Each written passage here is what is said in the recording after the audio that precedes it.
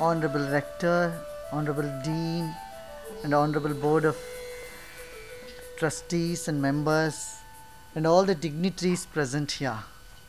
I am so honored to receive this doctorate degree from Nyenrode University. I am grateful for you to choose me in order to be part of this university, and even without studying in the university, I have become an alumni of the university. For education, I feel there are three important aspects. One is information, the second is observation, and the third is intuition. I am so happy to hear that this university has all these three aspects. Often when we think of education, we think it's only in information, gathering information.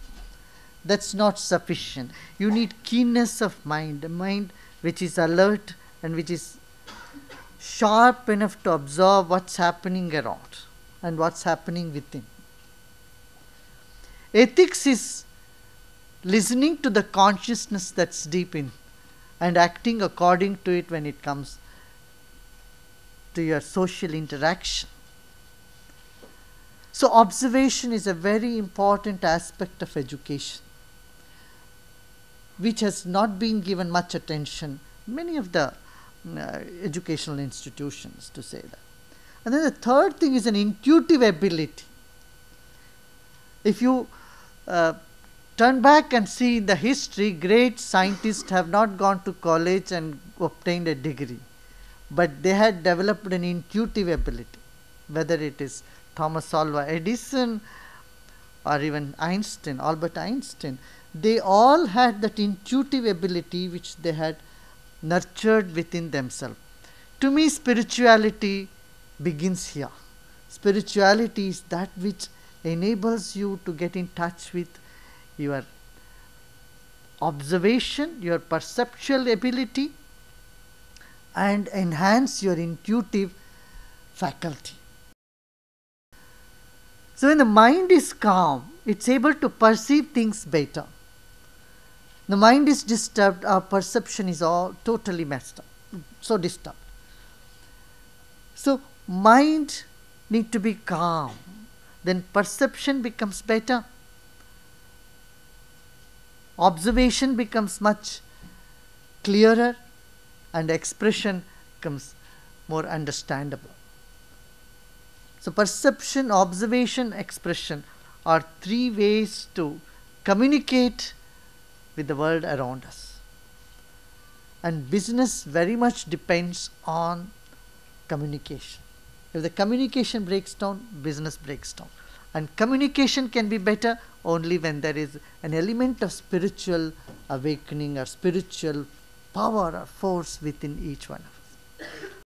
Again, when we say spirituality, we simply think it's something boo-boo or somebody sitting and doing something out there. No, it's not so. We are all made up of matter and spirit. Our body is made up of carbohydrate, protein, amino acids. Our spirit, our mind is made up of truth, integrity, honesty, beauty, compassion, love, cooperation, creativity. All these qualities I consider as spirituality. This is part of our spirit. Today in the world, when there is this huge menace of depression which is arising, mental depression, lack of trust or trust is being broken down, fear and insecurity about financial and other aspects of life is increasing, financial and relationship aspects are increasing. It is all the more vital we place more emphasis on spirituality, means building up the inner strength, bringing back the confidence in the humanness of our human society, turning our mind back onto compassion and love, which is the very breath of our existence. From being a mechanically driven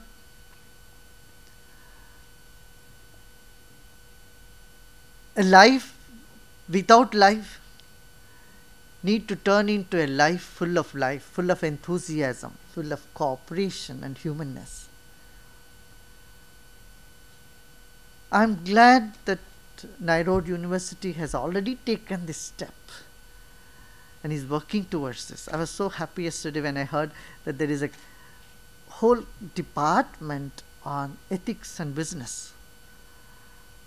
And this would give hope to our society. Yes, as Sharda has already asked me, if there is Narayan, there should be Lakshmi. Means when there is spirituality, there should be wealth also. I tell you, today's mess that we are facing in Europe and other parts of the world is because of the greed of a few. Isn't it so? We hear scam after scam after scam all over the world because the corruption has in some way has been accepted socially and politically. Though there are some voices that come up and again it subsides down and the things continue the way it is. That is where a big wave of awakening has to happen against corruption. I say corruption begins where the sense of belongingness ends. When you have a sense of belongingness, you will never be corrupt with those people. You will never take or give bribe to those whom you feel they belong to you. When that sense of belongingness ends, that's when exactly the corruption begins.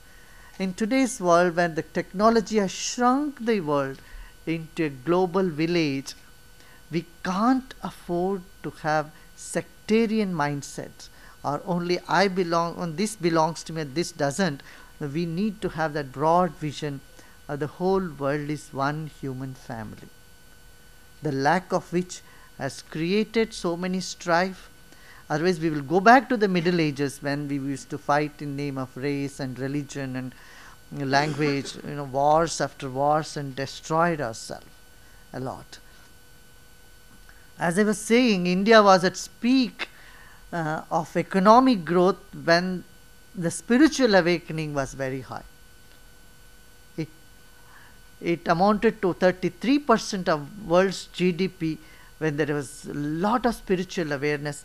When Lord Macaulay visited India, he said he traveled length and breadth of India, he did not find one poor and one sick person in the country. That was the state of affairs when there was so much of heart, so much of service, so much of sense of belongingness. When this started declining, when greed, anger, jealousy and hatred overtook the society, economic downturn came up very fast. This is a lesson that we need to learn from the history. So what I'm saying is we need to connect people from that inner core of our existence. Simply to say that we had to become children again.